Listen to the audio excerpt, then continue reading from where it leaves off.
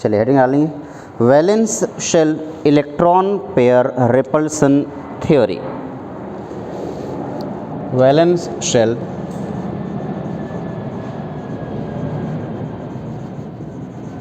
Electron pair repulsion theory.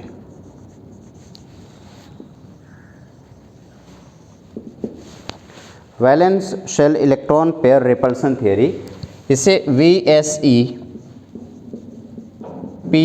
Theory बोलते हैं।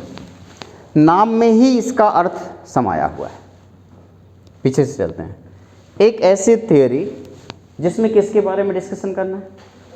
Repulsion के बारे में। अब वो रिपल्सन है तो कहाँ होगा? इलेक्ट्रॉन पेयर के बीच में। अब इलेक्ट्रॉन पेयर के बीच में रिपल्सन, तो इलेक्ट्रॉन पेयर कहाँ के होंगे? वैलेंस शेल, यानी कि वैलेंस शेल के अंदर जो इलेक्ट्रॉन पेयर प्रेजेंट हैं, उन इलेक्ट्रॉन पेयर के अंदर रिपल्सन से जो 3 डायमेंशनल स्ट्रक्चर में चेंजमेंट आता है, उसी थियरी को हम valence shell electron pair repulsion theory बोलते हैं। क्या बात क्लियर हुई? अब जरा देखते हैं, सबसे पहले तो हमें वैलेंस शेल के इलेक्ट्रॉन कौन से होते हैं ये पता कर लेना चाहिए। ठीक है, तो अगर मैं आपसे कहूँ वैलेंस शेल के इलेक्ट्रॉन्स जो होते हैं वो कौन कौन से होते हैं, तो आप कहेंगे सर 2 टाइप के इलेक्ट्रॉन होते हैं। सबसे पहला है बॉन्डिंग इलेक्ट्रॉन। कौन से इलेक्ट्रॉन बेटा? बॉन्डिंग इलेक्ट्रॉन, जिससे बॉन्ड पेयर बनता है। क्या बोलते हैं इसे? Bond pair. और इससे मान लो ये बॉन्ड पेयर लिख देता हूँ मैं, बॉन्ड पेयर। और दूसरा क्या होता है? नॉन बॉन्डिंग इलेक्ट्रॉन, और इसे क्या बोलते हैं बेटा? Lone pair. तो हमारे पास 2 टाइप के इलेक्ट्रॉन है। कौन कौन सा बेटा? एक तो बॉन्डिंग इलेक्ट्रॉन, दूसरे non bonding electron, bond pair और लोन पेयर। तो अगर मैं बॉन्ड पेयर को BP लिखूं, क्या लिखूं? सिंपली BP का मतलब बॉन्ड पेयर, और लोन पेयर का मतलब क्या लिखूंगा? लोन पेयर को मैं सिंपली लिख देता हूं LP, ताकि आप क्लियर कर सकें आगे कि रिपल्सन किस में हो रहा है। अब जब रिपल्सन हो रहा है, 2 टाइप के इलेक्ट्रॉन है, बॉन्ड पेयर और लोन पेयर, यानी कि अब जो भी इलेक्ट्रॉन पेयर के बीच में रिपल्सन हो रहा है, यानी कि वैलेंस, देखो नाम क्या कहता है? Valence shell electron pair. तो वैलेंस शेल, सॉरी यहाँ स्पेलिंग मिस्टेक है, तो वैलेंस शेल इलेक्ट्रॉन पेयर जो है, तो वैलेंस शेल के अंदर 2 टाइप के इलेक्ट्रॉन होते हैं, बॉन्डिंग इलेक्ट्रॉन और नॉन बॉन्डिंग इलेक्ट्रॉन। तो अब जब रिपल्सन की बात करेंगे तो दोनों रिपल्सन की बात करेंगे। इसमें 3 टाइप की पॉसिबिलिटीज होती हैं। जरा सोचो, अगर बॉन्डिंग में पार्टिसिपेट 1 इलेक्ट्रॉन करता है, जबकि लोन पेयर में क्या होते हैं? 2 इलेक्ट्रॉन। अब मैं यहाँ पे लिख देता हूँ, मैं सबसे पहले लिख देता हूँ, हो सकता है जो आपका रिपल्सन हो, 2 बॉन्ड पेयर आपस में रिपेल कर रहे हैं। पॉसिबिलिटी ऐसी हो सकती है। हो सकता है रिपल्सन 1 बॉन्ड पेयर का किसी एक लोन पेयर के साथ हो रहा हो, या रिपल्सन 2 लोन पेयर आपस में रिपेल कर रहे हैं। 3 टाइप के रिपल्सन पॉसिबल है। कौन कौन से? बॉन्ड पेयर लोन पेयर और लोन पेयर 3 टाइप के रिपल्सन आपके पॉसिबल है। अब जरा मुझे बताओ, बॉन्ड पेयर का मतलब कितने इलेक्ट्रॉन पार्टिसिपेट कर रहा है? 1। लोन पेयर का मतलब कितने इलेक्ट्रॉन पार्टिसिपेट कर रहा है? 2। तो बॉन्ड पेयर का मतलब कितने इलेक्ट्रॉनों के बीच में रिपल्सन हो रहा होगा? 2 इलेक्ट्रॉनों के बीच में। बॉन्ड पेयर लोन पेयर का मतलब इसका 1 इलेक्ट्रॉन और इसका 2 इलेक्ट्रॉन, कितने इलेक्ट्रॉनों के बीच में रिपल्सन हो रहा होगा? 3 इलेक्ट्रॉनों के बीच में। यहाँ पे लोन पेयर का मतलब कितने इलेक्ट्रॉनों के बीच में रिपल्सन हो रहा होगा? 4 इलेक्ट्रॉनों के बीच में रिपल्सन हो रहा होगा। तो क्या लगता है, जितने ज़्यादा नंबर ऑफ इलेक्ट्रॉन होंगे रिपल्सन उतना ज़्यादा होगा ना? यही तो होता है। तो इस हिसाब से देखकर मुझे बताइए सबसे ज़्यादा रिपल्सन किस में होगा? लोन पेयर का रिपल्सन सबसे ज़्यादा होगा, फिर लोन पेयर बॉन्ड पेयर का रिपल्सन, और बॉन्ड पेयर का रिपल्सन सबसे कम होगा। क्या ये बात क्लियर होगी? नेचर का एक रूल है, जिससे नफरत हो उससे दूर रहो। ये तो था। रिपल्सन का मतलब क्या हुआ? नफरत हो रही है। अट्रैक्शन का मतलब क्या हुआ? प्यार। अट्रैक्शन का मतलब प्यार, रिपल्सन का मतलब नफरत, यही तो होती है। तो नेचर कहता है कि जब भी कभी किसी से आपको नफरत हो तो उससे कोशिश करो दूर रहो, और अगर उससे दूर नहीं होगा तो आप हमेशा दुखी रहोगे, और जिससे प्यार है उसके पास रहो, हमेशा खुश रहोगे। नेचर का ये रूल है। तो बताइए, अगर मैं आपसे कहूँ कि मेरे पास ये लोन पेयर और बॉन्ड पेयर है, इनको एक 3 डायमेंशनल स्ट्रक्चर में अरेंज करना है, तो सबसे पास में किसको रखूँगा? जिनमें रिपल्सन सबसे कम है ना, कौन है वो? Bond pair. यानी कि 2 बॉन्ड पेयर को कोशिश करो पास रखने की, और 2 लोन पेयर को कोशिश करो दूर रखने के लिए। यही बॉन्ड VSEPR थियरी कहती है। अब अगर इस VSEPR थियरी के हिसाब से चलें, मैं 1 मिनट के लिए इसके हिसाब से चलता हूँ, तो इसकी कुछ पोस्टुलेट्स आपको लिखवा देता हूँ। लिखेंगे, फिर डालेंगे VSEPR थ्योरी, और पहले ये लिख लीजिए, उसके बाद इसके पोस्टुलेट्स दिखा देता हूँ मैं। चलिए इसके पोस्टुलेट्स फटाक से लिख लीजिए। लिखिए, the shape of molecule depends upon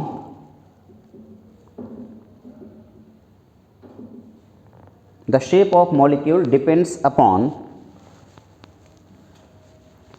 the number of valence shell electron, depends upon number of valence shell electron। अब बताओ कौन कौन से हो सकते हैं, बॉन्डेड और नॉन बॉन्डेड। ब्रैकेट में लिख देना बॉन्डिंग और नॉन बॉन्डिंग इलेक्ट्रॉन, बॉन्डिंग और non bonding electron around the central atom, around the central atom. Next point,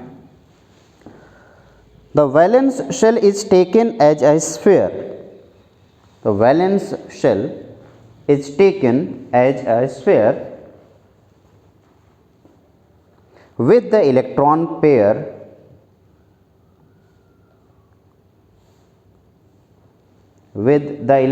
pair localizing at the surface of sphere, localizing at the surface of sphere, localizing at the surface of sphere at maximum distance। क्या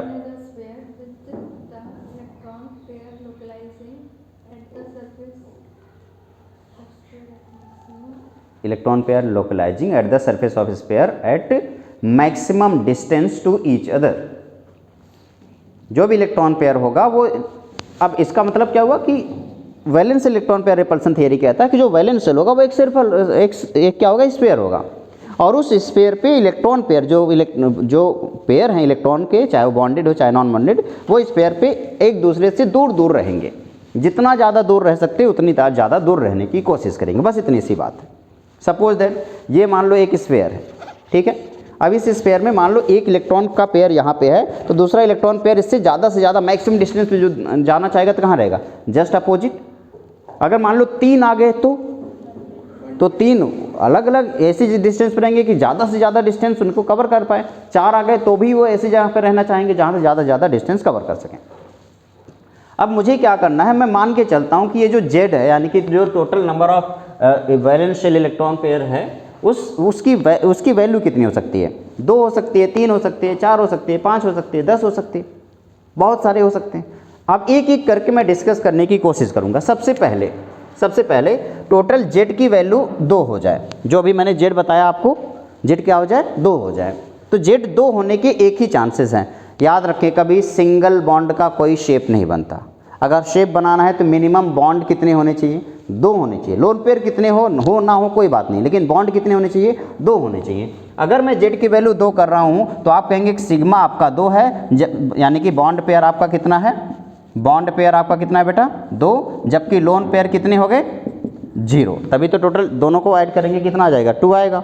अब ज़रा समझते हैं कि मान लो आपका molecule का type कैसा बनेगा। इससे क्या होगा, टाइप ऑफ मॉलिक्यूल जो बनेगा, उस टाइप ऑफ मॉलिक्यूल में एक सेंटर पे एटम होगा जिसको मैं कह रहा हूँ ए कहाँ पे है, सेंटर पे, और उसके 2 इलेक्ट्रॉन, 2 बॉन्ड पेयर है, यानी कि 2 एटम और कॉर्नर पे जुड़े होंगे। तो टाइप ऑफ मॉलिक्यूल क्या हो जाएगा, AB2। अब AB2 टाइप का मॉलिक्यूल है तो इसका स्ट्रक्चर देखो कैसे बनता है। जब इसके स्ट्रक्चर के बारे में डिस्कशन करेंगे तो आप कहेंगे कि सर एक A यहाँ पे है, देखना एक B यहाँ पे है, एक B यहाँ पे है, ऐसे है 2 B। अब यहाँ पे इलेक्ट्रॉन है, यहाँ पे इलेक्ट्रॉन है, दोनों इलेक्ट्रॉन कौन से इलेक्ट्रॉन हुए, बॉन्ड पेयर इलेक्ट्रॉन। तो बॉन्ड पेयर इलेक्ट्रॉन रिपल्सन करेंगे। ये इलेक्ट्रॉन इधर रिपल्सन करेगा ये दोनों, और ये दोनों इलेक्ट्रॉन इधर से रिपल्सन करेंगे।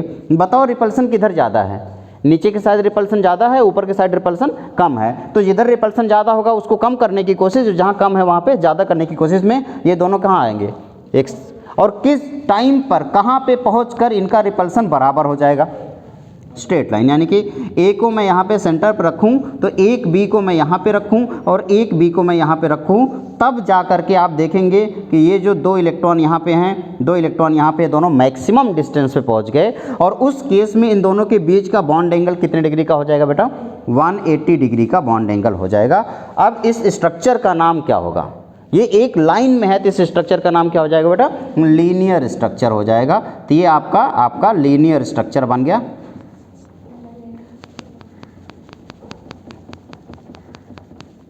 एक ही लाइन का स्ट्रक्चर है तो कौन सा स्ट्रक्चर बन गया? लीनियर स्ट्रक्चर बन गया। और इस लीनियर स्ट्रक्चर में हमने क्या किया? बॉन्ड एंगल कितना रखा बेटा, जल्दी बता दो? 180 डिग्री बॉन्ड एंगल रखा। अब तुरंत मुझे हाइब्रिडाइजेशन तुरंत बता दो। हाइब्रिडाइजेशन कितना हो जाएगा? आपने कहा SP, एक S और एक P हाइब्रिडाइजेशन आ गया। फिर से एक बार बताना, शेप कौन सा हुआ? बॉन्ड एंगल कितना हुआ? हाइब्रिडाइजेशन क्या हुआ? और मॉलिक्यूल का टाइप कितना हुआ? AB2 टाइप का मॉलिक्यूल हुआ। एक दूसरा मॉलिक्यूल, अगर मैं Z की वैल्यू को 2 के बजाय Z की वैल्यू को 3 कर दूं, Z की वैल्यू को क्या कर दूं? 3 कर दूं, तो उस केस में 2 चांसेस बनेंगे। ए चांस क्या होगा कि आपका बॉन्ड पेयर कितना हो जाए? 3, और लोन पेयर कितना हो जाए? 0। ये ए चांस होगा। एक और चांस बनेगा, कौन सा chance? B chance. B chance क्या बनेगा बेटा? कि आपका बॉन्ड पेयर कितना हो जाए? 2, और लोन पेयर कितने हो जाए? 1। तब भी तो टोटल ऐड करने पे 3 आएगा। 2 चांसेस बनेंगे, दोनों चांस को देख लेते हैं। पहला चांस क्या है कि बॉन्ड पेयर को 3 कर दो, तो बताओ टाइप ऑफ मॉलिक्यूल क्या होगा? AB3। यहाँ पे टाइप ऑफ मॉलिक्यूल क्या हो जाएगा? आपने कहा AB2 और एक क्या आ गया? लोन पेयर, तो मैं उसका L लिख देता हूँ। अब AB3 यहाँ पे टाइप ऑफ मॉलिक्यूल है, तो मुझे इसको अरेंज करना है, इसका स्ट्रक्चर बनाना है। अब जब मैं इसका स्ट्रक्चर बनाऊंगा तो आपने कहा सर A को सेंटर पे रखोगे, 3 B हैं, एक दूसरे से मैक्सिमम डिस्टेंस पे किस एंगल पे होंगे? तुरंत आप समझ गए किस एंगल पे होंगे? 120 डिग्री के एंगल पे वो एक दूसरे से मैक्सिमम डिस्टेंस बना के रखेंगे। अब यहाँ पे हमने क्या किया? इस B को इसके साथ जोड़ दिया, इस B को इसके साथ जोड़ दिया, और इस B को इसके साथ जोड़ दिया, 3 B को जोड़ दिया। बताओ ये क्या एक प्लेन दिख रहा है बेटा? और जोड़ने के बाद मुझे एक ट्रायंगल दिख रहा है, तो इसका नाम क्या होगा? क्या होगा? Triangular planar. तो ये लीनियर हो गया और ये ट्रायंगुलर प्लेनर। अब यहाँ पे लीनियर और ट्रायंगुलर प्लेनर, अब यहाँ बॉन्ड एंगल फटाक से बता दो बेटा कितना है? 120 डिग्री। हाइब्रिडाइजेशन भी तुरंत बता दो, SP2। आपने कहा 3 बॉन्ड है, 1 2 3, तो बॉन्ड एंगल 120 डिग्री और हाइब्रिडाइजेशन आपका SP2 हो गया। अच्छा दूसरे वाले की तरफ चलते। एक बॉन्ड को हटा देना है, किसको? किसी एक को हटा दो। मैं किसी एक को हटा देता हूँ, बताओ किसको हटाऊँ? ऊपर वाले को, इसको, या इसको? ऊपर वाले को हटा दूँ। अब जैसे मैंने ऊपर वाले को हटाया तो इसका जो स्ट्रक्चर बनेगा A, यहाँ पे आया B और यहाँ पे आया B। मैंने ऊपर वाले इस बॉन्ड को हटा दिया। अब बॉन्ड हटाएंगे तो क्या लगेगा? Lone pair. तो मैंने इसके लोन पेयर को कुछ इस तरीके से मुस्कुराते हुए दिखा दिया। ये देखो, हो गया ना? अब मुझे बताना ध्यान से, यहाँ पे जो रिपल्सन है ये कौन सा रिपल्सन है? बॉन्ड पेयर, बॉन्ड पेयर, ये बॉन्ड पेयर, ये बॉन्ड पेयर, यहाँ रिपल्सन बॉन्ड पेयर का हुआ, ये भी बॉन्ड पेयर, ये भी बॉन्ड पेयर, तो रिपल्सन बॉन्ड पेयर का हुआ। लेकिन जरा बेटा इधर देखो, यहाँ पे जो रिपल्सन है कौन सा रिपल्सन है? बॉन्ड पेयर का। लेकिन यहाँ पे जो रिपल्सन है ये कौन सा रिपल्सन है? बॉन्ड पेयर लोन पेयर का। तो क्या लगता है, बॉन्ड पेयर ज़्यादा रिपल्सन शो कर रहा है या lone pair bond pair? Bond pair lone pair, यानी कि ऊपर से लगने वाला जो रिपल्सन है वो इस बार ज़्यादा है। तो बॉन्ड एंगल क्या 120 डिग्री का होगा या कुछ कम हो जाएगा? तो मैं अगर जल्दी से अगर मैं इसका शेप बोलूँ, फटाक से बता दो इसका स्ट्रक्चर क्या बनेगा? इसको बोलते हैं वी शेप। अगर इसको देखो ऐसे तो वी शेप, इसे बोलते हैं वी शेप, या सिंपली बेंट शेप बोलते हैं। क्या बोलेंगे बेटा? Bent shape. जो भी आप बोल सकते हैं, आप बोल सकते हैं बेंट शेप या वी शेप। बॉन्ड एंगल बता दो जल्दी से। बॉन्ड एंगल क्या होगा? लेस देन 120 या ग्रेटर देन 120 या 120? Less than 120। अब अगर आपसे पूछा जाए बॉन्ड एंगल लेस देन 120 है तो आप मुझे बताएंगे क्यों है? Due to repulsion between lone pair bond pair and bond pair the repulsion of bond pair lone pair is higher than bond pair। क्या ये बात क्लियर हो गई? गुड। अब बताओ हाइब्रिडाइजेशन बदला जाएगा क्या? क्या हाइब्रिडाइजेशन अभी भी उतना ही रहेगा? क्या है? SP2। क्या ये बात क्लियर होगी? कोई दिक्कत नहीं है। अब मैं बॉन्ड पेयर 3 के बजाय 4 की तरफ चल लेता हूँ। आप मेरी मदद करना बेटा। Z=4 है तो चांसेस बताओ। पहला चांस क्या हो सकता है कि बॉन्ड पेयर कितना हो जाए? 4, और लोन पेयर कितना हो जाए? 0। पहला चांस तो बॉन्ड पेयर 4 हो जाए, लोन पेयर 0 हो जाए। आइए इसी का पहले क्लियर कर लेते हैं। अब इसमें क्या होगा? टाइप बताओ मॉलिक्यूल का क्या होगा? टाइप ऑफ मॉलिक्यूल क्या होगा, AB4। अब AB4 है तो एक A और 4 B लगाना है मुझे, एक A के किनारे पे 4 B लगाना है। अब जरा इसको, यही सबसे टफ होता है, इसी को समझना थोड़ा सा मुश्किल होता है, विजुअलाइज करेंगे। लेकिन इससे पहले मैं एक बार वापस से सारी बातें रिवाइज करता हूँ। मेरे पास कुछ ऑर्बिटल्स हैं जिनको मैं आपस में जोड़ने की कोशिश कर रहा हूँ। ये B है, ठीक है, और ये वाला कॉर्नर जो है वो जहाँ जुड़ेगा वो A होगा। तो मेरे पास 2 ऑर्बिटल है, अगर मैं 2 ऑर्बिटल को एक साथ जोड़ देता हूँ, चलो जोड़ देता हूँ, जादूगर नहीं हूँ मैं। तो मैंने 2 ऑर्बिटल को एक साथ जोड़ दिया और छोड़ दिया। बताओ ये दोनों ऑर्बिटल एक दूसरे से कितने एंगल पे अपने आप एडजस्ट हो जा रहे हैं, 180 डिग्री पे। मैं कितना भी कोशिश करके इनको एक साथ जोड़ूँ, देखो ऐसे करूँ, ऐसे कर दिया ना, और उसके बाद मैं इसको एक एंगल पे रख के फिर से छोड़ दे रहा हूँ। ये नेचर का रूल है कि वो एक दूसरे से उतनी दूरी पे चले जाएंगे जहाँ पे रिपल्सन मिनिमम हो और स्टेबिलिटी मैक्सिमम हो, क्योंकि रिपल्सन ज़्यादा तो स्टेबिलिटी कम और रिपल्सन कम तो स्टेबिलिटी ज़्यादा। तो आप बताओ ये एक दूसरे के कितने एंगल पे आ गए। तो जल्दी से मुझे बताओ, क्या ये लीनियर शेप आपको दिख गया क्लियर? लीनियर शेप में ये सेंट्रल एटम है, 2 भी एक दूसरे के कितने डिग्री पे हैं, 1 कितने डिग्री पे बेटा, 180 डिग्री पे। क्या ये बात क्लियर हो गई? गुड। अगर मैं एक ऑर्बिटल और इसके साथ जोड़ूं, एक ऑर्बिटल मैं इसके साथ और जोड़ना चाह रहा हूं, तो जैसे मैं एक ऑर्बिटल इसके साथ और जोड़ूंगा, बहुत आसान है जोड़ना। देखो मैंने एक ऑर्बिटल इसके साथ और जोड़ दिया, और आप जोड़ करके मैं बस ऐसे फ्री कर देता हूं। ये देखो, बताओ कितने डिग्री के एंगल पे तीनों ऑर्बिटल एक दूसरे से अरेंज हो रहे हैं, 120 डिग्री का। आप कितना भी कोशिश कर लो, आप इसको ऊपर कर लो, ऐसे कर लो, ऐसे कर लो, ऊपर कर लो, आप एक साथ इसको जोड़ने की कोशिश करो। चलो मैंने इसको ऐसे कर दिया, ऐसे कर दिया, फिर छोड़ दिया।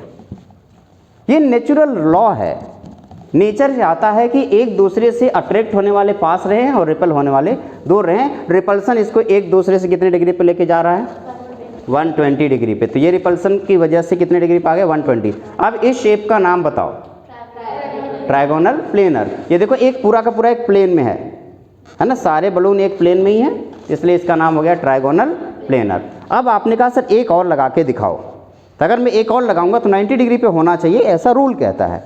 क्यों? क्योंकि आपने कहा कि भैया टोटल कितने डिग्री का एंगल होता है, 360। आप जब आपके पास 2 बॉन्ड था तो आपने 2 से डिवाइड कर दिया, 180 आ गया। 3 बॉन्ड आया, 3 से डिवाइड किया, 120 आ गया।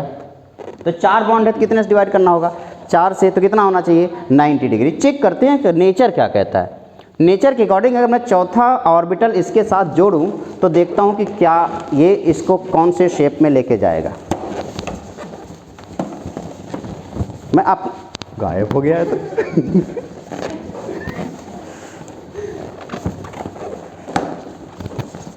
बस फूटे ना, नहीं तो बहुत मेहनत लगा है इसको फुलाने में। इस बार तुम लोगों से फुलवाऊंगा। ये देखो मैंने 4 ऑर्बिटल को एक साथ जोड़ दिया। नेचर के अकॉर्डिंग क्या ये 90 डिग्री पे हैं? नहीं है ना। अब इसको कहीं से भी देखोगे, किसी भी एंगल से देखोगे एक जैसा दिख रहा है। देखो किसी भी एंगल से देखो, इसे बोलते हैं टेट्राहेड्रल। अब आपके दिमाग में क्वेश्चन आएगा आखिर टेट्राहेड्रल इसे बोलते क्यों हैं? हो सकता है दिमाग में क्वेश्चन आए कि आखिर टेट्राहेड्रल इसका नाम क्यों है।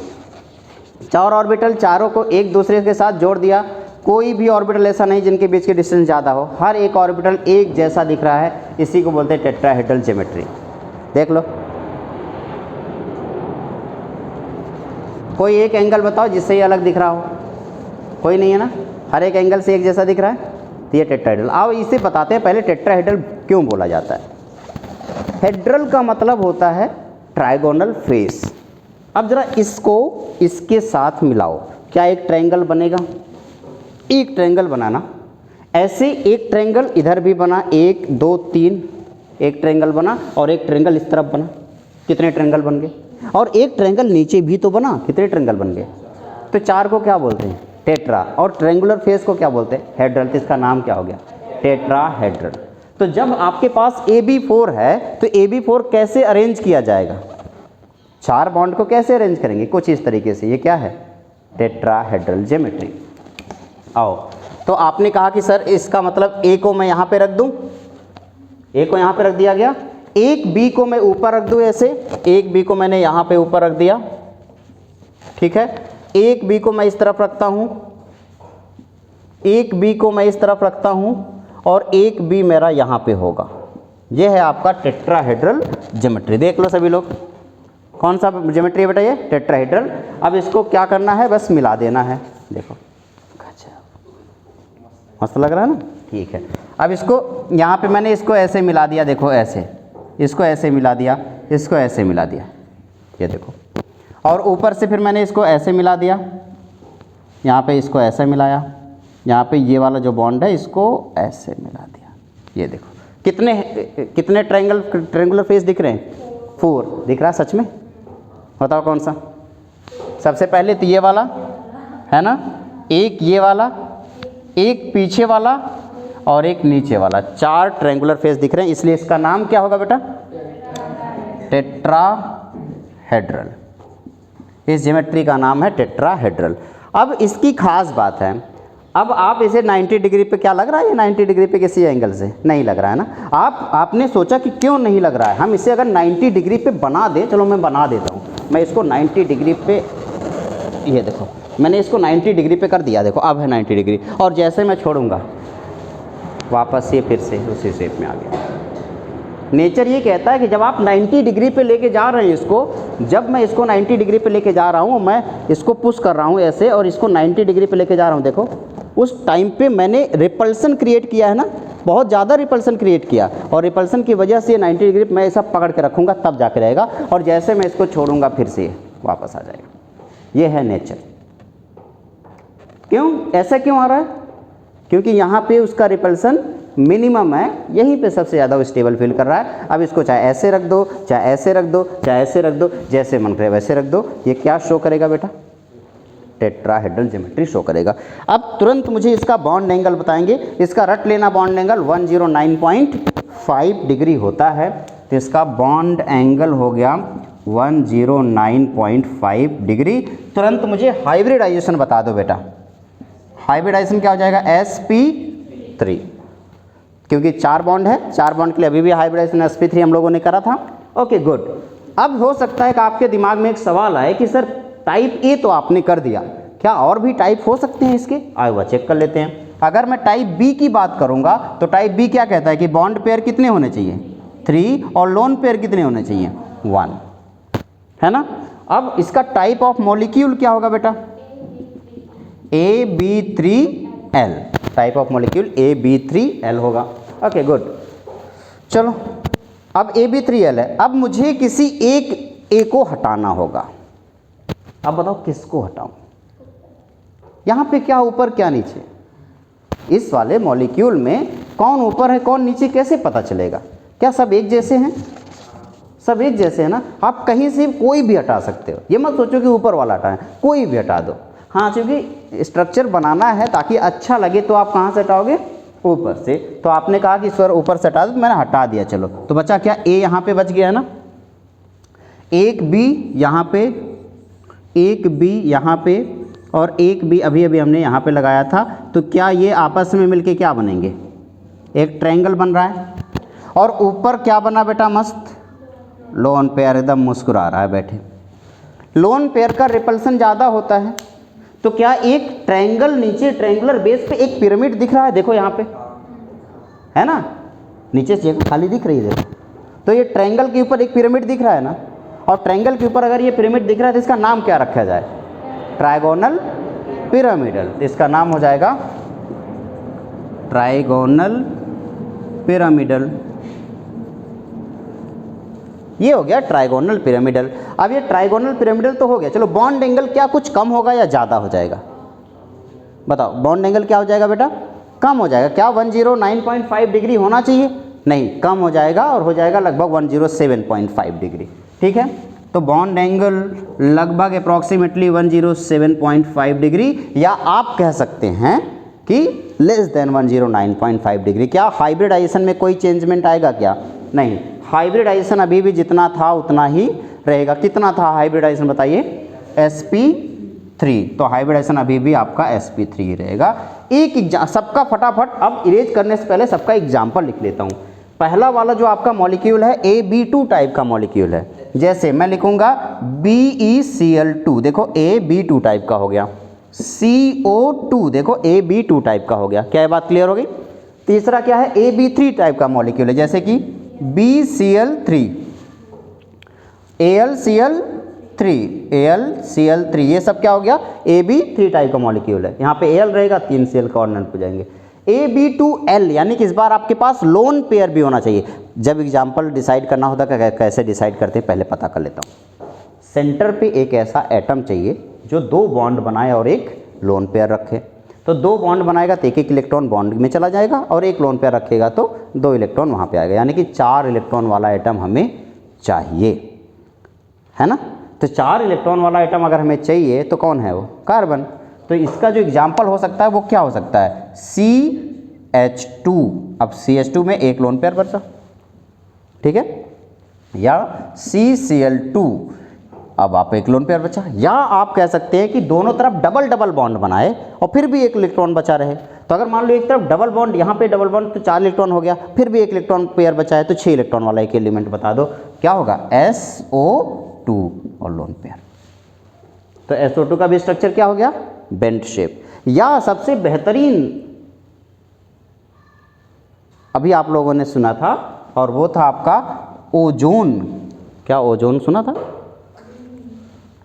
अभी देखो ओजोन क्या ऐसे बनता था, याद करो, फिर 2 इलेक्ट्रॉन बच जाता था, तो वो भी कौन सा हो जाएगा? Bent shape. ये सारे जितने भी एग्जाम्पल किसके हो गए? इसके हो गए। अब CCl4 या CH4 की तरफ चलते हैं। पहला एग्जाम्पल क्या हो गया? CH4, जो कि आप लोग बहुत अच्छे से जानते हैं। दूसरा एग्जाम्पल क्या हो गया? CCl4। और बताओ, अब डबल बॉन्ड वाला कैलकुलेट करते हैं। डबल डबल डबल डबल कितने होने चाहिए? Xe, क्या हो गया? XeO4, इसका भी देखो हो गया। क्या ये बात क्लियर हो रही है? अब इधर आ जाओ, इधर बताओ, सबसे बेहतरीन एग्जांपल आपके सामने नजर में आ रहा है। NH3, एक ऐसा इलेक्ट्रॉन चाहिए जो सेंटर पे 5 इलेक्ट्रॉन हो और 3 बॉन्ड बना रहा हो। NH3 आपका ये इलेक्ट्रॉन हो गया मस्त लोन पेयर के साथ। क्या ये बात क्लियर हो गई? क्या और कोई ऑप्शन पॉसिबल है क्या? यानी कि अगर मैं बॉन्ड पेयर को 2 यहाँ पे B के बाद एक C करूँ, B के बाद एक C ऑप्शन लेके चलता हूँ मैं, C, जिसमें मैं बॉन्ड पेयर को क्या कर दूं बेटा? 2, और लोन पेयर को क्या कर दूं? 2। ऐसा भी तो ऑप्शन लेके चल सकते हैं ना, कि मैंने बॉन्ड पेयर को 2 कर दिया, लोन पेयर को 2 कर दिया। अब चेक करते हैं क्या ऐसा ऑप्शन पॉसिबल है या नहीं। आओ चेक कर लेते हैं। अब इस केस में जब बॉन्ड पेयर 2 है और लोन पेयर भी 2 है, तो मुझे क्या यहाँ से एक और हाइड्रोजन, एक बॉन्ड हटाना पड़ेगा ना। कहाँ से हटाऊँ? कहीं से बेटाऊँ, क्योंकि सारी एक जैसे दिख रहे हैं। वो दिखने में भले अलग लग रहा है, लेकिन दिखने में सब एक ही जैसे हैं। उस केस में जो स्ट्रक्चर तैयार होगा, पहले तो टाइप क्या होगा मॉलिक्यूल का बताइए? AB2L2 ऐसा होगा। अब उसका स्ट्रक्चर कुछ ऐसा होगा। A यहाँ पे रखोगे, एक B मैंने यहाँ पे रख दिया, एक B मैंने यहाँ पे रख दिया। चलो एक लोन पेयर मैंने यहाँ लगा दिया, एक लोन पेयर मैंने यहाँ हटा दिया, मैंने ये वाला हटा दिया, ये वाला हटा दिया। क्या ऐसा दिख रहा है? कोई एक एग्जाम्पल बढ़िया वाला दे दो। H2O बेस्ट एग्जाम्पल है इसका। ऑक्सीजन, ऑक्सीजन है ना, उस ऑक्सीजन के साथ एक हाइड्रोजन यहाँ पे रहेगा और एक हाइड्रोजन यहाँ पे रहेगा, एक लोन पेयर यहाँ पे, एक लोन पेयर यहाँ पे। क्या ये बात क्लियर हो गई? कोई दिक्कत तो नहीं लग रही है? आसान था। हाइब्रिडाइजेशन और इसकी ज्योमेट्री का नाम बताओ। क्या ज्योमेट्री कुछ मैच कर रही है कहीं से? यहाँ से मैच कर रही है, तो क्या नाम होगा इसका? बेंट या वी शेप। इसका नाम हो गया वी शेप और बेंट शेप। फिर से बताना बेटा, हाइब्रिडाइजेशन तुरंत बता दो। sp3 हाइब्रिडाइजेशन में तो कोई चेंजमेंट नहीं आ रहा है। बॉन्ड एंगल में क्या कोई चेंज आएगा या नहीं आएगा? कम हो जाएगा या ज़्यादा? कम हो जाएगा। कितना होना चाहिए? 107 से भी कम होना चाहिए थे, अप्रॉक्सीमेटली 104.5। ये मैं अप्रॉक्सीमेटली डेटा लिख रहा हूँ, और अगर अलग अलग मॉलिक्यूल के लिए बदल भी सकता है। तो 104.5 अप्रॉक्सीमेटली डेटा मैंने लिख दिया। क्या ये बात क्लियर होगी? फिर से आखिरी में फटाक से, उसके बाद फिर इरेज कर दूंगा ना। बताओ, अगर आपके 2 बॉन्ड पेयर हैं, तो 2 बॉन्ड पेयर एक दूसरे से आंख मूंद करके दिमाग में ये इमेज बन जानी चाहिए। मेरा बलून बहुत मेहनत किया मैंने इसे फुलाने में, ठीक है, तो दिमाग में इमेज बननी चाहिए इस बलून की। जब मैंने 2 बलून एक साथ लगाया था, वो बलून कितने डिग्री पे? 180। तो शेप का नाम लीनियर, बॉन्ड एंगल 180 डिग्री। जब मैंने 3 बलून लगाया तो क्या हुआ?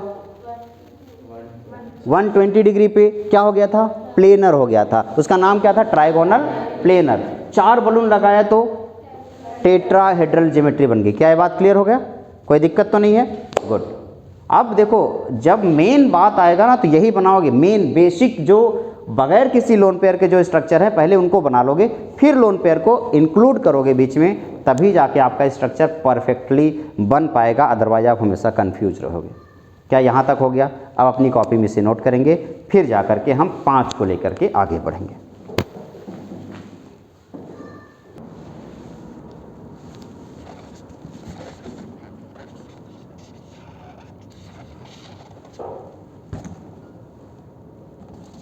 जब नोट कर लेना तो बता देना बेटा।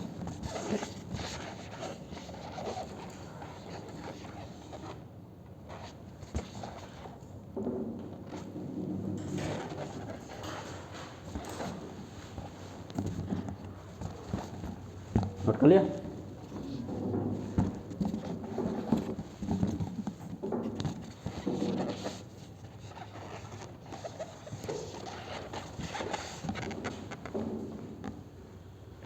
अब कुछ क्वेश्चन पूछ लेता हूँ। उस स्ट्रक्चर का नाम बताइए, उस स्ट्रक्चर का नाम बताइए जिससे एक बॉन्ड पेयर को हटा करके एक लोन पेयर लगा दिया जाए तो स्ट्रक्चर ट्राइगोनल पिरामिडल बन जाए। उस स्ट्रक्चर का नाम बताइए जिसके एक बॉन्ड पेयर को एक लोन पेयर से रिप्लेस कर दिया जाए तो स्ट्रक्चर ट्राइगोनल पिरामिडल बन जाए। सामने दिख रहा है, यही तो है। उस स्ट्रक्चर का नाम बताइए जिसके एक बॉन्ड पेयर को एक लोन पेयर से रिप्लेस कर दिया जाए तो स्ट्रक्चर बेंट शेप बन जाए। Trigonal planar. उस स्ट्रक्चर का नाम बताइए जिसके 2 बॉन्ड पेयर को हटा करके 2 लोन पेयर लगा दिया जाए तो बेंट शेप बने। टेट्राहेड्रल। वेरी गुड, समझ गए तो लोग टैलेंटेड। टेट्राहेड्रल का नाम टेट्राहेड्रल क्यों है? क्योंकि 4 ट्राइगोनल फेसेस इसके पास हैं, एक ये, एक ये, एक ये और एक नीचे। 4 फेसेस की वजह से ये टेट्राहेड्रल है। तो अभी तक आपने 2, 3 और 4 पढ़ लिया। अब हम z की तरफ चलेंगे। z = 5। तो z = 5 के केस में पहला केस बताओ क्या होगा? बॉन्ड पेयर कितने होने चाहिए बेटा? 5। और लोन पेयर कितने होने चाहिए? 0। Case number A. Case number B जो है उसमें अगर हम बॉन्ड पेयर को कितना लिख दें? 4 और लोन पेयर को कितना लिख दें? 1। केस नंबर सी यानी कि 3, इसमें बॉन्ड पेयर को कितना लिख के चलूँगा? 3 और लोन पेयर को कितना लेके चलूँगा? 2। और इसी तरीके से केस डी होगा जिसमें बॉन्ड पेयर कितना लेके चलेंगे? 2 और लोन पेयर कितना लेके चलेंगे बेटा? 3। ये 4 केसेस मैं बनाने वाला हूँ। पहला है बॉन्ड पेयर 5 है, लोन पेयर 0 है। दूसरे केस में बॉन्ड पेयर 4 करूँगा, लोन पेयर 1। एक बॉन्ड पेयर को कम करके एक लोन पेयर लगाना है। तीसरे वाले में बॉन्ड पेयर को एक और बॉन्ड पेयर कम करके एक और लोन पेयर लगा दिया। चौथे केस में फिर से एक बॉन्ड पेयर कम करके एक लोन पेयर लगा दिया। याद रखें बॉन्ड पेयर 2 से कम नहीं होना चाहिए। तो क्यों? क्योंकि 2 बॉन्ड पेयर से कम हो जाएगा तो बॉन्ड ही नहीं बनेगा। ज्योमेट्री किस बात की? एक बॉन्ड का किस बात का ज्योमेट्री? तो कहीं भी रख दो ऐसे होगा। अगर मैं इस मार्कर के साथ दूसरा मार्कर लगाऊंगा तभी तो पता चलेगा वो किस एंगल पर लगा रहा हूँ, ऐसे ऐसे ऐसे ऐसे या ऐसे ऐसे। अगर एक ही मार्कर है तो किस बात का एंगल? ठीक है, आइए चलते हैं। सबसे पहले वाले की तरफ चलते हैं। बॉन्ड पेयर 5 है और लोन पेयर आपका कितना है बेटा? 0 है। तो अगर बॉन्ड पेयर 5 और लोन पेयर 0 है तो मैं इसके टाइप ऑफ मॉलिक्यूल बताइए क्या लिखूं? टाइप कितना हो जाएगा? AB5। अब इसकी ज्योमेट्री के बारे में डिस्कशन कर रहे हैं। आओ देखते हैं ज्योमेट्री कैसे डिस्कस करते हैं। अब उसके लिए मुझे फिर से थोड़ी सी मेहनत करेगा। सस्ता, सुंदर और टिकाऊ जुगाड़ क्या है? बलून।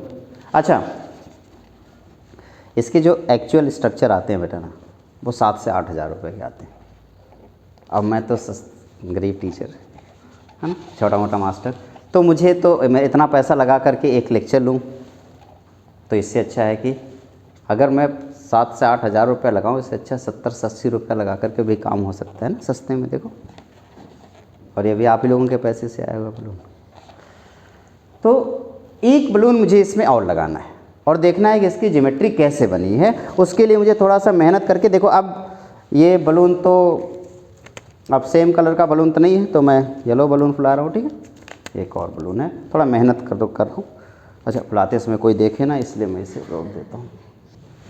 अब चूँकि सेम कलर का बलून नहीं था तो मुझे अलग कलर का बलून इसमें लगाना पड़ रहा है। अब एक और बलून, बस डर इस बात का है कि फूटे ना ये बलून, लेकिन देखता हूँ ताकत है या नहीं इसके अंदर। तो मैं एक और बलून इसके साथ मिक्स करने की कोशिश कर रहा हूँ। काश इतना बलून मैं किसी के बर्थडे में फुलाया होता ना, खूब पैसा मिलता मुझे। तुम लोगों के यहाँ किसी का बर्थडे हो तो बुलाना मुझे बलून फुलाने के लिए। वाह भाई साहब, मुझे बलून, बस बस।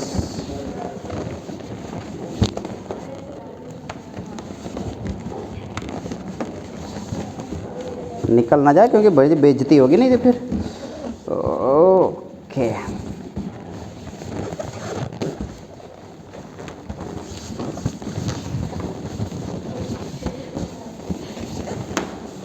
चलो ठीक हो गया ना, चलो मिक्स हो गया।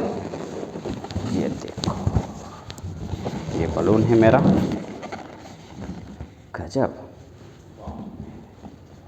एक एक्स्ट्रा बलून लगा हुआ, क्या तीन एक प्लेन में है? ये तीनों प्लेनर दिख रहे हैं ना, और ये दोनों अलग अलग दिख रहे हैं, ये एक्जियल कहेंगे। ये दो बलून है, इसको क्या बोलेंगे? एक्जियल। और ये जो घूम रहे हैं इनको क्या बोलेंगे? प्लेनर। ठीक है, तो आप प्लेनर वाले दो पोर्शन इसे हम बोलेंगे, एक तो इक्वेटोरियल, दूसरा एक्जियल। तो इक्वेटोरियल कौन हुआ? प्लेन वाले। और एक्जियल कौन हुआ? ये जिस पर मेरा हाथ है। अब इसके रिपल्सन की वजह से, इन तीनों प्लेन की रिपल्सन की वजह से ना, इसका बॉन्ड साइज थोड़ा सा ज़्यादा हो जाता है। ये थोड़ा सा ऊपर, ये दोनों थोड़ा सी ऊपर नीचे रहते हैं, बॉन्ड लेंथ थोड़ी सी ज़्यादा होती है, और इक्वेटोरियल के बॉन्ड लेंथ थोड़ी बराबर होती है। क्या बात क्लियर हो गई? अब यहाँ पे इस शेप का नाम मुझे रखना है, तो क्या एक सेंटर दिख रहा है, सेंटर में क्या तीन बलून दिख रहे हैं, तीनों एक प्लेन में है, इसको प्लेनर बोलेंगे। और अगर इन प्लेन को ध्यान से देखा जाए तो इन प्लेन से एक पिरामिड ऊपर की तरफ बन रहा है और एग्जैक्टली एक पिरामिड नीचे की तरफ बन रहा है। तो इसका नाम क्या रखूं? Trigonal bi pyramidal. क्या नाम रखूं बेटा? Trigonal bi pyramidal. चलो हेड्रल के फॉर्म में बताओ फटाफट आंसर। हेड्रल के फॉर्म में इसका आंसर क्या होगा? हेड्रल के फॉर्म में इसका आंसर तुरंत बता दो। हेक्साहेड्रल। एक बार चेक करते हैं। एक आपके सामने आएगा, उसे एक प्लेन बना रहा, एक प्लेन बन गया, दो, तीन, और तीन प्लेन ऊपर है तो तीन प्लेन नीचे, टोटल कितने हो गए? 6 प्लेन। और 6 प्लेन को क्या बोलेंगे? हेक्साहेड्रल। क्या नाम हो गया इसका? हेक्साहेड्रल। दो नाम हो गए, क्या? एक तो ट्राइगोनल बाई पिरामिडल और दूसरा हेक्साहेड्रल। अब बताओ इनके बीच का एंगल कितना है? 120, क्योंकि एक, और इसके बीच का एंगल कितना है? 90 डिग्री। देखो, इन दोनों के बीच का एंगल 90, इन दोनों के बीच का एंगल 90, इन दोनों के बीच का एंगल 90। 3 90 ऊपर और 3 90 नीचे, और 120 के कितने? 3। तो टोटल 6 90 डिग्री के एंगल है, और 120 के कितने डिग्री एंगल? 3 एंगल 120 डिग्री के एंगल। क्या ये बात क्लियर हो गई? कोई दिक्कत नहीं है बेटा किसी को? बहुत अच्छे, कितने टैलेंटेड हो तुम लोग, तुरंत समझ जाते हो। ओके, तो मैं फटाक से बना देता हूँ। इसके ज्योमेट्री में ए मैं यहाँ पे लिख दूँ, कितने बी बचे? एक बी को मैंने ऊपर लिखा, एक बी को मैंने नीचे लिखा। अब मैंने बोला ना ये एक्जियल है, तो एक्जियल की बॉन्ड लेंथ थोड़ी सी ज़्यादा होगी। अब बचे कितने बी? 3। तो 3 बी को मैंने इस प्लेन में डाल दिया कुछ इस तरीके से। देखना बेटा, तो इस प्लेन को मैं ऐसे जोड़ दूंगा तो ये प्लेनर हो गया, और इस प्लेन का एक पिरामिड मैं ऊपर की तरफ ऐसे बना दिया, और एक पिरामिड मैं नीचे की तरफ ऐसे बना दिया। तो इसका नाम बताओ बेटा, इसका नाम क्या हो गया? Trigonal bi pyramidal. Trigonal bi pyramidal इसका नाम हो गया। फटाफट बॉन्ड एंगल बता दो। बॉन्ड एंगल कितना हो गया बेटा? 90 डिग्री के कितने एंगल? 90 डिग्री के 6 एंगल, और 120 डिग्री के कितने एंगल? 3 एंगल 120 डिग्री के हैं। अब बताओ मुझे हाइब्रिडाइजेशन कोई बताना चाहेगा? हाइब्रिडाइजेशन कितना हो जाएगा? sp3d। Very good. अब ये वाला एंगल कितने डिग्री का है बेटा? 120 डिग्री का। ये वाला एंगल कितने डिग्री का है? 90 डिग्री का। इस तरीके से 90 और 120। ये जो बॉन्ड लेंथ, ये कौन सा बॉन्ड है? Axial bond. और ये वाला जो बॉन्ड है वो कौन सा बॉन्ड है? इक्वेटोरियल। तो एक्सियल बॉन्ड लेंथ BL लिख देता हूँ, बॉन्ड लेंथ समझ जाओगे ना, is greater than equatorial bond length. Okay, तो ये क्लियर हो गया। अब इधर आ जाओ, अब मुझे क्या करना है, किसी एक बॉन्ड को हटाना है। अब आप मुझे बताएंगे कौन सा वाला बॉन्ड हटाऊं, तो जिसमें रिपल्सन ज़्यादा होगा क्या वही वाला बॉन्ड हटेगा, हाँ या ना। अब सवाल ये है कि किस में रिपल्सन ज़्यादा है। चलो मैं ऊपर से अगर मैं बॉन्ड हटा के लोन पेयर लगा देता हूँ, तो अगर मैं ऊपर से बॉन्ड पेयर हटा के लोन पेयर लगाऊंगा तो 90 डिग्री के कितने रिपल्सन उस लोन पेयर से दिखेंगे, 3 रिपल्सन 90 डिग्री के होंगे, हाँ या ना। और अगर मैं यहाँ से हटा देता हूँ तो 90 डिग्री के कितने रिपल्सन दिखेंगे, 2। तो 90 डिग्री के जितने कम रिपल्सन होंगे स्टेबिलिटी उतनी ज़्यादा होनी चाहिए ना। तो कहाँ से हटाऊँ, इक्वेटोरियल या एक्सियल? इक्वेटोरियल से हटा देता हूँ, जैसा आपकी मर्जी। अब आप इतने प्यार से कह रहे हो, मैं कैसे मना करूँ, हटाना ही पड़ेगा। टाइप हो गया AB4L। चलो फटाक से हटा देता हूँ। मैंने कहा कि मैं A को यहाँ रखूँ, एक B को एक्सियल नहीं हटा रहा हूँ तो मैं एक्सियल एज इट इज बना दिया, और ये मैंने ऐसे लिख दिया और इसको भी मैंने ऐसे लिख दिया। अब यहाँ पे मस्त मैंने लोन पेयर बना दिया। अब फटाक से मुझे बताओ इसका नाम क्या होगा, क्या कभी शीशा, शीशा, सीसॉ, इसका नाम हो गया सीसॉ, हो गया इसका नाम सीसॉ। बॉन्ड एंगल फटाक से बता दो बेटा, क्या बॉन्ड एंगल 90 डिग्री से थोड़ा सा कम होना चाहिए और 120 डिग्री से भी थोड़ा सा कम होना चाहिए। तो less than 90 degree as well as less than 120 degree. ये एंगल जो है 120 डिग्री से थोड़ा सा कम होगा, ये एंगल जो है 90 डिग्री से थोड़ा सा कम हो गया। क्या ये बात क्लियर हो गई? गुड। अब इसका फटाक से एक एग्जांपल दे दो, इसका वाले का। इसका एग्जांपल हो गया PCl5, PCl5 इसका एग्जांपल हो गया। PCl, Cl, Cl, Cl and Cl, PCl5 हो गया। इसका नाम हो गया ट्राइगोनल बाइपिरामिडल। हाँ, एक और नाम हमने देखा था ना, क्या नाम था उसका? हेक्साहेड्रल। तो किसी बुक में अगर लिखा नजर आए तो कंफ्यूज मत होना, हेक्साहेड्रल। गुड। आइए इधर आते हैं अब इसकी तरफ। इसका एक कोई मुझे एग्जांपल दे देगा क्या? 2 3 4 5 6 वाला चाहिए। 6 वाला कौन है? सल्फर। 6 इलेक्ट्रॉन चाहिए ना, 2 इलेक्ट्रॉन यहाँ पे, 3 4 5 6 इलेक्ट्रॉन वाला चाहिए सल्फर। SF4 एक लोन पेयर के साथ, ठीक है ना। तो आपने कहा S, 1F, 2F, 3F, 4F और इसका एक लोन पेयर यहाँ पे दिख गया। क्या ये बात क्लियर हो गई? Seesaw structure, very good. अब हम इसकी तरफ चलते हैं। अब मुझे एक और बॉन्ड हटाना है, बताओ फिर से कहाँ से हटाऊँ? इक्वेटोरियल से। तो अगर मैं फिर से इक्वेटोरियल से हटा देता हूँ, टाइप बता दो बेटा फटाक से। AB3L2 इक्वेटोरियल से मैं हटा रहा हूँ, तो मैंने A यहाँ पे रखा, B एक्सियल वाले बिल्कुल छेड़ा नहीं है तो एक्सियल को एज इट इज रखूँगा। यहाँ पे मैं इस वाले B को एज इट इज रखता हूँ। इस बार इन दोनों को मैं हटा देता हूँ, कुछ इस तरीके से। क्लियर हो गया? हो सकता है आप में से किसी के दिमाग में आए कि आपने ऊपर और नीचे क्यों नहीं बॉन्ड लोन पेयर लगा दिया। बेटा जब ऊपर अगर लगा देता लोन पेयर, नीचे भी लोन पेयर लगा देता, लोन पेयर के बीच में रिपल्सन कितना आता? 180 का। लेकिन इस बॉन्ड पेयर से लोन पेयर का 90 डिग्री की रिपल्सन ऊपर कितने होते? 3, और 90 डिग्री रिपल्सन नीचे कितने होते? 6 90 डिग्री के रिपल्सन हो जाते हैं, जिसकी वजह से स्टेबिलिटी कम हो जाती है, रिपल्सन ज़्यादा। यहाँ पे ये कितने डिग्री का एंगल है? 120 डिग्री। अब रिपल्सन की वजह से 120 डिग्री से थोड़ा सा और ज़्यादा हो जाएगा, तो रिपल्सन कम ही तो हुआ। 90 डिग्री का एक, 90 डिग्री का एक, 2 ही तो 90 डिग्री के हैं, यहाँ पे भी है, तो इसलिए रिपल्सन ये वाला ज़्यादा स्टेबल होगा। इसका नाम बताओ। ये अंग्रेजी के किसी लेटर की तरह दिख रहा है, क्या नाम है? T shape. इसका नाम हो गया टी शेप। कोई एक एग्जाम्पल और हाइब्रिडाइजेशन में कोई चेंजमेंट आएगा क्या? नहीं। 5 के लिए सब में हाइब्रिडाइजेशन क्या होगा? sp3d। ओके, तो जल्दी से मुझे इसका एक एग्जाम्पल बता दो बेटा फटाक से। अच्छा, बॉन्ड एंगल भी बता दो। चलो, बॉन्ड एंगल क्या हो गया? Less than 90 degree. बस एक ही तो बॉन्ड एंगल था, लेस देन 90 डिग्री। अच्छा, इसका एक एग्जाम्पल कोई बताना चाहेगा क्या? कैसे देखोगे? 2 electron 2 electron 4 electron 5 6 7 electron. 7 electron वाला कौन सा है?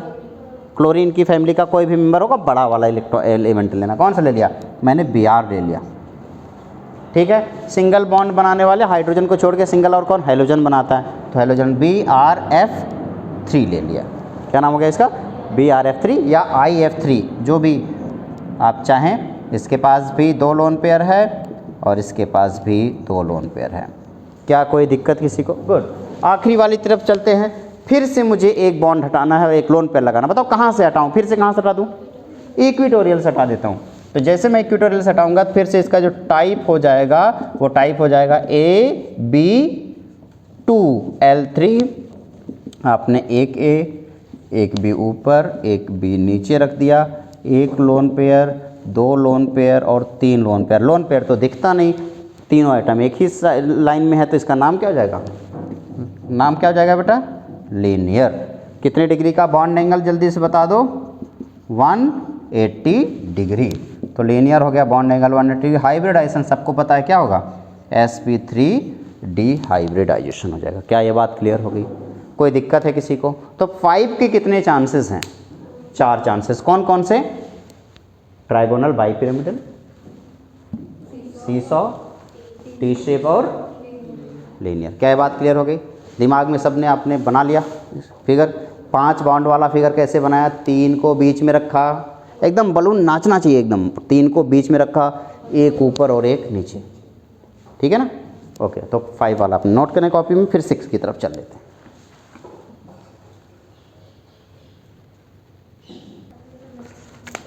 चलो, तो अभी मुझे 6 चाहिए, तो मुझे बलून और चाहिए, तो मैं बुला लेता हूँ कलर चेंज होके।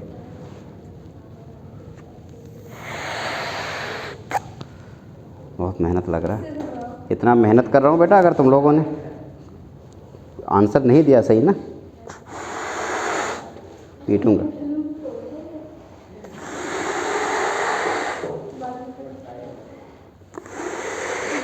पता ना क्या सेम हो गया शेप, बड़ा हो गया ना, और छोटा? नहीं नहीं, बराबर है, देखना उससे मैच करा, सही है। हाँ, दूर से देखने में सही लग रहा है ना? ठीक है। अगर शेप थोड़ा सा भी, अगर बलून का साइज़ चेंज हुआ तो समझ लेना कि आपका जो एग्जैक्ट शेप बनना है वो नहीं बनेगा। ऑर्बिटल का एग्जैक्ट शेप नहीं बनेगा। छोटा लग रहा है ना? छोटा हो गया? अरे लो, बेकार हो गया ये। 6 की तरफ चलते। देखो 6 ऑर्बिटल मैं इनको अरेंज करना चाहता हूँ। अब कलर चेंज हुआ है, उसको अपने आप समझ लेना, ठीक है ना बेटा?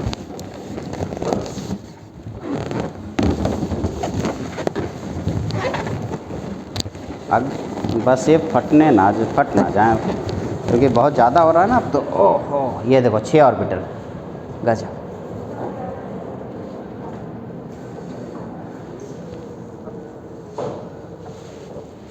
इसका शेप का नाम बताओ।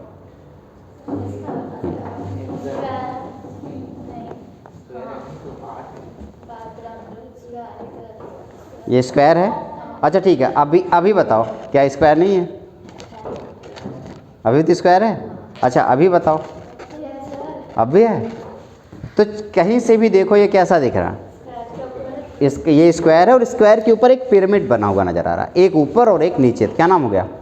स्क्वायर, 2 पिरामिड है, बाई पिरामिडल। नाम क्या हो गया? Square bi pyramidal. हेड्रल को फॉर्म में बताओ। चलो, 1 2 3 4 ऊपर की तरफ और 4 नीचे की तरफ, टोटल क्या हो गया?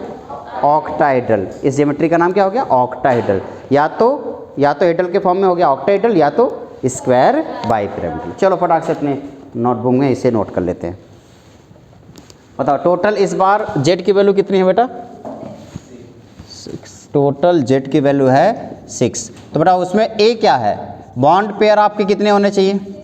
6। लोन पेयर कितने होने चाहिए? 0 ए। बी क्या बोलेगा? बॉन्ड पेयर कितना होना चाहिए? 5। लोन पेयर कितना होना चाहिए?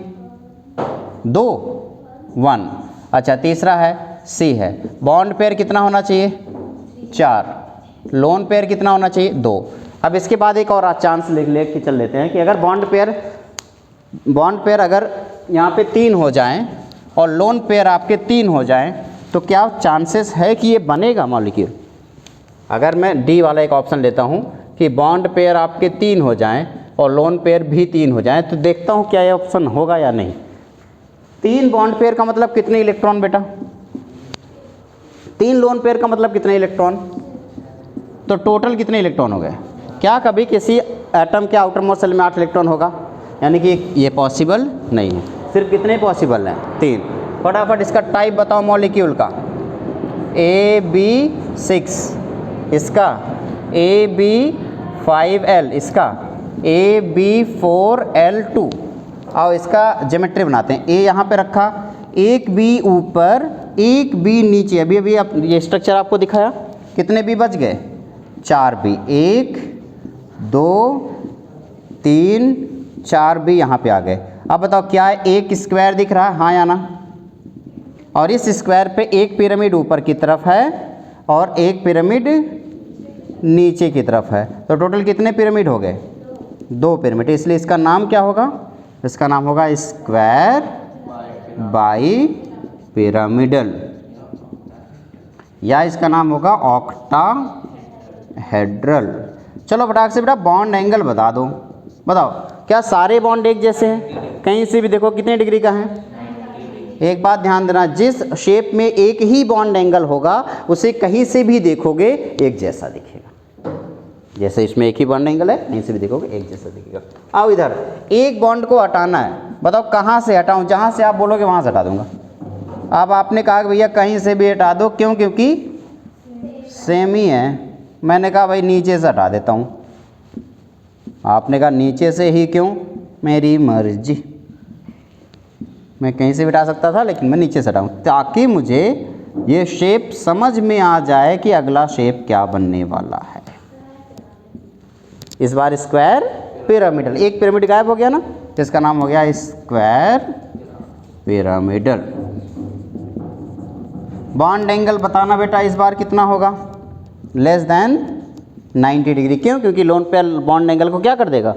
कम कर देगा, थोड़ा सा कम कर देगा। फिर से बताना, इस बार मुझे एक और लोन पेयर को हटाना, कहाँ से हटा दूँ?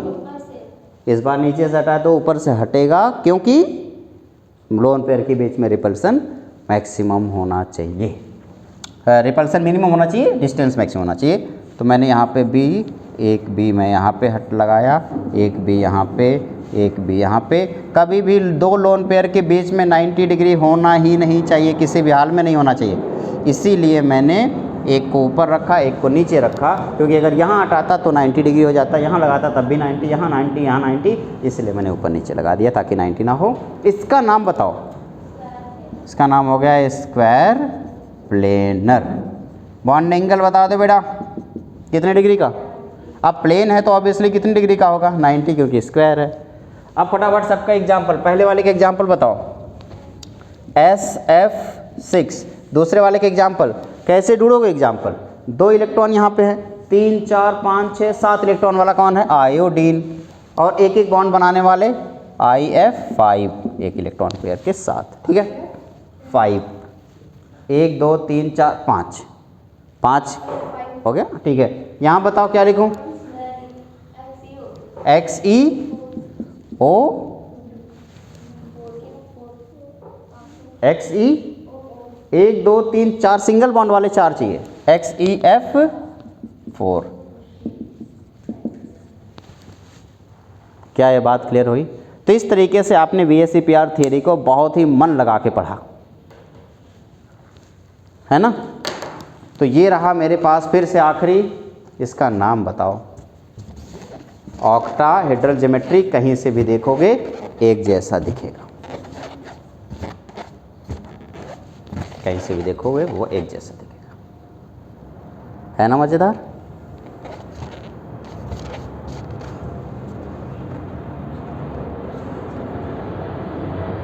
है? किसको चाहिए ये? इतने सारे लोगों को सभी बनाना सिखा दूं? चलो ठीक है, बनाना। ओके, बनाना सिखाऊंगा, लेकिन पहले कुछ सवालों का सही जवाब होगा तो बनाना सिखा दूंगा, ठीक है? आपको बताना है उस स्ट्रक्चर का नाम जिसके एक बॉन्ड पेयर को एक लोन पेयर से रिप्लेस कर दिया जाए तो स्क्वायर पिरामिडल बनेगा। स्क्वायर पिरामिडल यानी कि ऑक्टाहेड्रल। उस शेप का एंगल बताइए जिसके एक बॉन्ड पेयर को हटा करके एक लोन पेयर लगा दिया जाए तो वो बेंट शेप बने। एंगल बताना है। 109.5। एक बॉन्ड पेयर को हटाना है और एक लोन पेयर लगाना है और बेंट शेप या वी शेप बने। 120 या कम है? लोन पेयर है तो ऑब्वियसली पहले वाले शेप पे दूसरे शेप नहीं, उस शेप का नाम बताना है या उस ज्योमेट्री का नाम बताना जिससे एक बॉन्ड पेयर को हटाना है और एक लोन पेयर लगाना है, जिससे बनने वाली ज्योमेट्री होता है बेंट शेप, उस शेप का नाम बताना है। ट्रायगोनल प्लेनर, उसका बॉन्ड एंगल कितना है? 120, और जो बना है उसका बॉन्ड एंगल कितना होगा? Less than 120।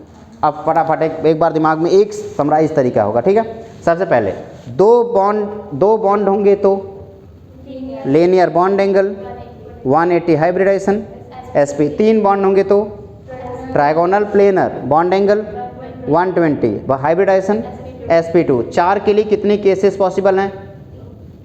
4 के लिए कितने केसेस पॉसिबल हैं? 3।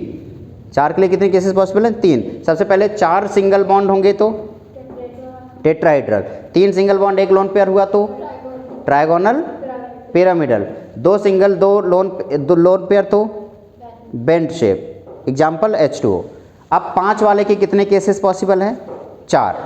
पहला 5 के पाँचों सिंगल बॉन्ड हैं तो ट्रायगोनल बाई पिरामिडल, 1 हटा दिया जाए तो सीसॉ, 2 हटा दिया जाए तो टी शेप, 3 हटा दिया जाए तो लीनियर। क्लियर है ना?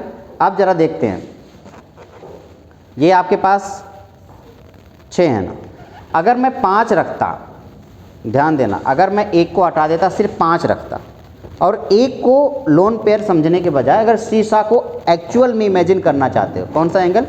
सीसॉ एंगल को एक्चुअल में समझना चाहते हो कि सीसॉ दिखता कैसे है, तो वो देखो मैं इसको सिखा देता हूँ आप लोगों को। बस थोड़ा सा रीअरेंज करना पड़ेगा मुझे इसको इस तरीके से, इसको एक दूसरे को एक बगल लाना होगा।